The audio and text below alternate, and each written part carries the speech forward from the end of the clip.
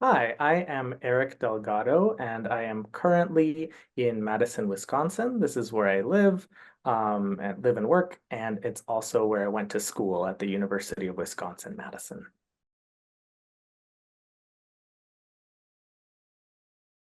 Border Crossings was a orchestral piece that I composed as part of my DMA, a Doctor of Musical Arts degree at the University of Wisconsin-Madison. It's a piece which is loosely inspired by tone poetry, so it follows kind of different phases of the day over five movements, sections, and it follows the story of my personal upbringing crossing the US-Mexico border, specifically between Tijuana and San Diego. My hometown is San Diego, and I have a lot of family in Tijuana, so crossing back and forth was kind of a regular um, thing for me growing up. The piece like really goes in depth in the emotions of the different steps. So at the very beginning, it starts kind of in daybreak, waking up in Tijuana and like just kind of taking in the sights as the city kind of comes to life. And on the way to the border, kind of seeing like the different barriers and then coming up to the actual like crossing itself. And then essentially there's like an interrogation scene between an oboe and a trumpet, which is off stage. So it's like a cool, nifty little imagery within that piece of music. So my dissertation really explores how that could really come out in border music specifically. That's something that I've kind of thrown really into my experience. So a lot of my music since graduating has really explored that specific theme. That dissertation was really quite a launching point for that.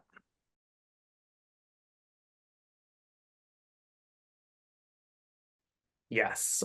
So a lot of my music, I think, is introspective. I think that's the best way to really dig into it. So it kind of is inspired by my own stories, whether it's like my life or like individual people I meet. There's a piece on that I have online called Rendezvous for String Quartet. So you kind of think, oh, there's kind of like meeting someone. And like really putting myself at the forefront of each one of the pieces that I write. For sketches was written kind of with that in mind of like different specific emotions, but not necessarily like specific scenes. I'll take the first movement as an example, Mirage. It really kind of gets into this idea of like, oh, what kind of music am I writing? Mm. um, it shifts a lot. So there's a lot of shifting between different musical tones and different styles, and it always kind of seems to come back to this one theme, which is the opening theme. In a lot of ways, my music fits within that tradition of like trying to fit within an emotion that I'm trying to express. More often than not, it's a personal emotion for sure.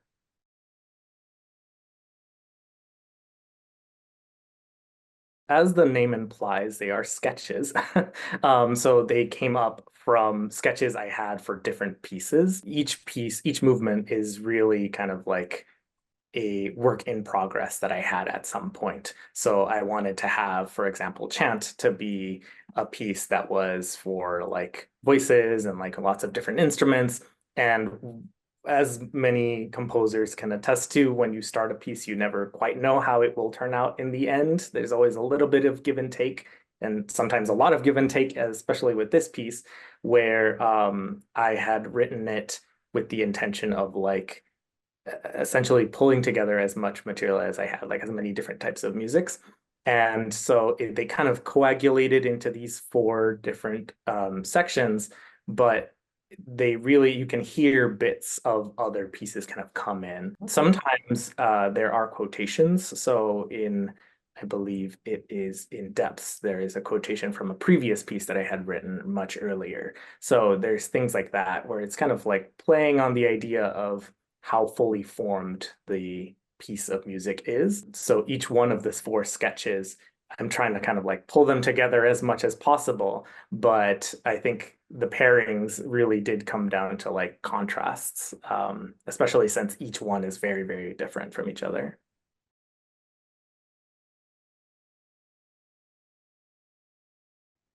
Yes, that is something that I think I do come back to sometimes in some of my pieces of music.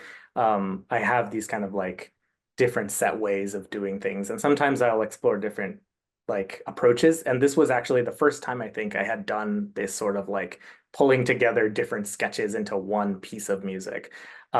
Especially something that's multi-movement. When I was writing the piece, like putting it together, I was like, okay, how do I determine what instruments, for example? Because of course you have very different, originally Chant, as I mentioned, was supposed to be a vocal piece.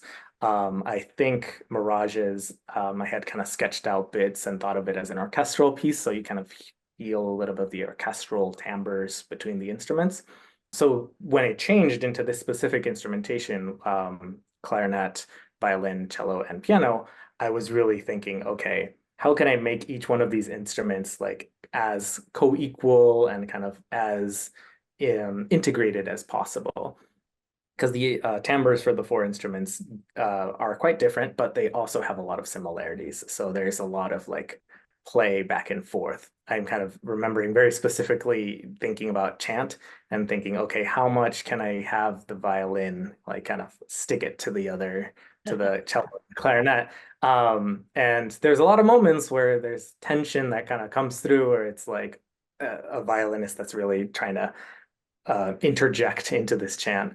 So when you're listening through it, I feel like it kind of comes through in that way where I was thinking, okay, how does this change over time? And the meaning, I think this point about meaning is really um, helpful in thinking how that affects the compositional process. As I was writing it, I was like, this is taking on a very different meaning than the original sketches. The original sketches for some of these movements are just like a mess. It's just like a wall of things. And then other ones, it's like very meticulous, like line after line after line of like the whole chant was actually, if you listen to the second movement, the clarinet and cello play a unison line. And that unison line was completely composed, just like through composed. So Okay. just add that. And then everything else, which is why I mentioned the violinist, was kind of interjected in with these different movements. I'm kind of like the meaning was changing as I was writing the piece. And now in retrospect, since it's been a few years since I wrote it now, I definitely got a sense of like, okay, this piece definitely was a starting point for a certain type of music that I would be writing in the future.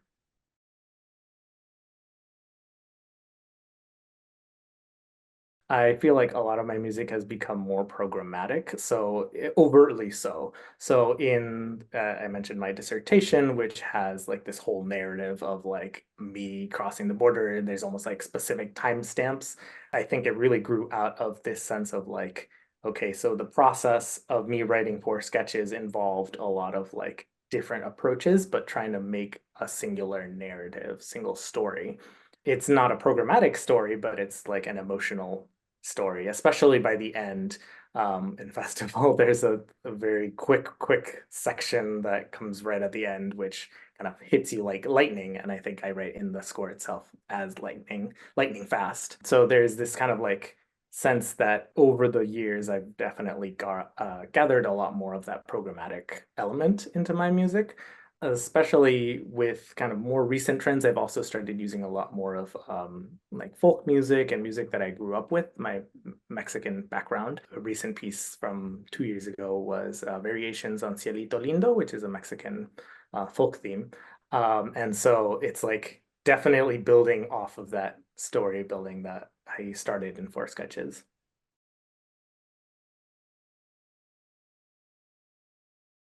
The short answer is that I really haven't. Like there's a mosaic of different things that still happen in my pieces, and sometimes they don't fit together quite well and neatly, but I'm kind of okay with that. And then Yeah. the long answer is that I think that happens, but then I'm very okay with it because it reflects kind of my own personality and my own identity. Having like lots of different life experiences, musical experiences, I'm okay with that kind of not always um building into something specific in my music. So a folk theme might come in. Variations on Cielito Lindo has some interesting points where the melody kind of just like disintegrates into the ensemble and it just Ooh. like gets dissipated into the different colors of the instruments because it's for wind dectet. Honestly, I'm okay with having a little bit of chaos with that. But then the process, I feel like I still try to pull things together. So there's a bit of a tension in thinking I'm using a folk theme, which I listened to so much growing up, but then how do I make it interesting and without also being inauthentic or trying to be myself with it all. And it's a tall order, but I think that's something that I'm always thinking with like new pieces. Okay, how does this fit in with what I've been doing, but also where I want to go? When I started working on four sketches, I was still definitely using so many techniques. And now I've pulled that back, I think, in thinking, okay, I don't need to use as many techniques to get that point across. And in just a few less than 10 minutes, I really do go through so much that it feels like it's kind of a wild ride at times. And so my more recent pieces have been a bit more introspective and just thinking, okay, I just need to focus on one thing. The orchestral tone poem, Border Crossing, definitely has like extended sections where it's just like one thing kind of going on for a while. So that's where I think I've put myself going forward.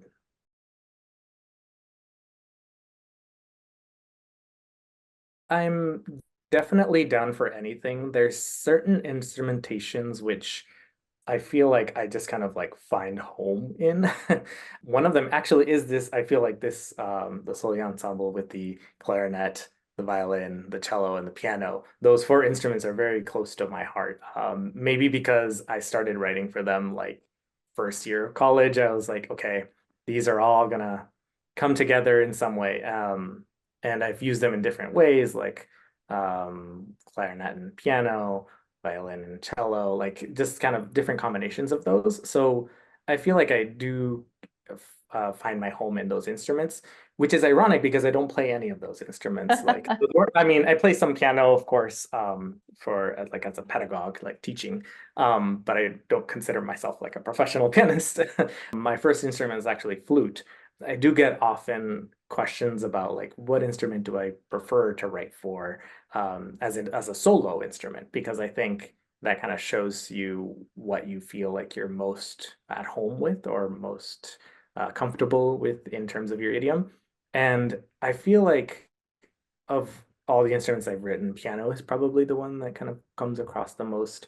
Maybe because I've started spending so much time like at the keyboard itself. I don't do too much flute performance these days. But it's also because I think I associate piano with like my friends. I have a lot of friends like from college and out of college that are pianists. So there's a kind of sense of like that is where I find my home, even though it is a bit of an adoptive home in that way. But I think that kind of goes to what I was saying before with the tension and the identity. Like I'm not a pianist, but I like to write for piano.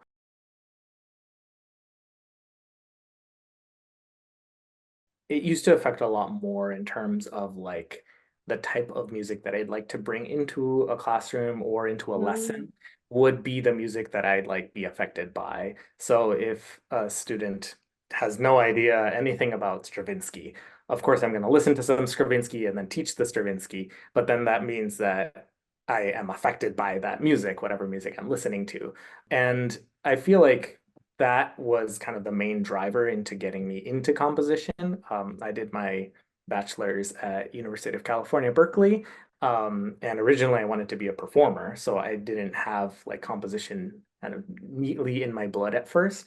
But then the more I listened to different musics and was affected by really good teachers at Berkeley, um, I got a sense of like, okay, this is something that I want to be involved in. And then I started writing, and the rest is history.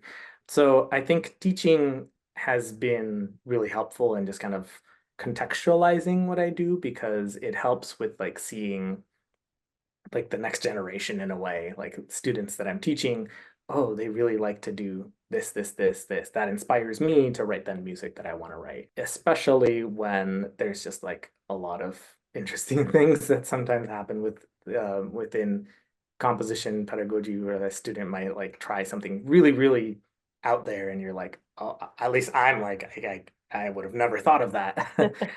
So there's also a sense of like keeping oneself grounded within those different things, like musical traditions, musical techniques even.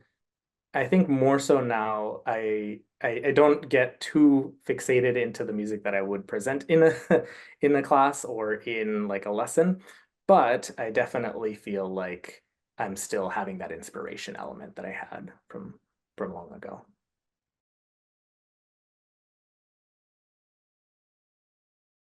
I will say I have a few different projects, but some of them are on hold because I'm getting married. So right now I'm thinking of writing an opera. So I've been sketching some bits here and there for an opera relating to the experiences of undocumented immigrants in the US. The working title, I'm safe to say, is the Jaula Dorada, which means the golden cage or the gilded cage. And it's a saying that I had heard a lot growing up about the US, living in the US as an Mm, undocumented person. Um, Not knowing like having so much opportunity and like being able to like gather wealth in a way, but then not able to share that with the people that they love back home, wherever that's mm, outside of the US. So the piece is kind of loosely fit into some of those themes. As I mentioned with my border crossing piece, it's becoming much more on the programmatic sense. So obviously, if it's an opera, there is a program, there is some sort of story. But given kind of all of my studies in music, I know that opera is a big project, can take on a lot of different forms. So in the end, it might end up being less programmatic than I actually think it will be, mainly because I feel like there's kind of a lot of uncertainty that goes along with the topic as well. mm, A lot of my more recent pieces, a piece that I wrote just last year, last Olas no tienen fronteras, or the Waves Don't Have Borders, which is for two flutes. That piece was inspired by like the waves on the Mexican and US border, so crashing into the border wall. And I really like to dig into these like political themes, especially with like the very, very recent, as of this recording yesterday, the announcement of the Biden administration to um, give some sort of parole for undocumented spouses of U.S. citizens. So there's like inspiration from that as well. Like I'm already thinking, oh, maybe I can write a string quartet or something kind of related to that. I also very recently wrote and writing, kind of working through a piece, an elegy for my late advisor. So Leslie Thimmig just passed away earlier this year here at the University of Wisconsin-Madison. So I'm kind of working through those emotions too. And I have a piece that's kind of like an homage to him for saxophone, for tenor saxophone. So there's like a couple things like that that I've been going through. The opera is like kind of the big one that it's going to take multi years, but I've been talking about it for at least a year now.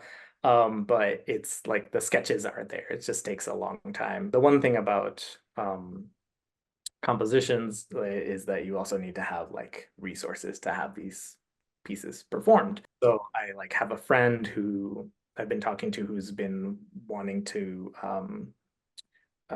they've been working with him, collaborating on composing a piece for bass trombone. And knowing that he will perform that said piece is like it's a big it's definitely something helpful with just like knowing that that's going to be down the line. Whereas some of the larger pieces will take a while to get those resources.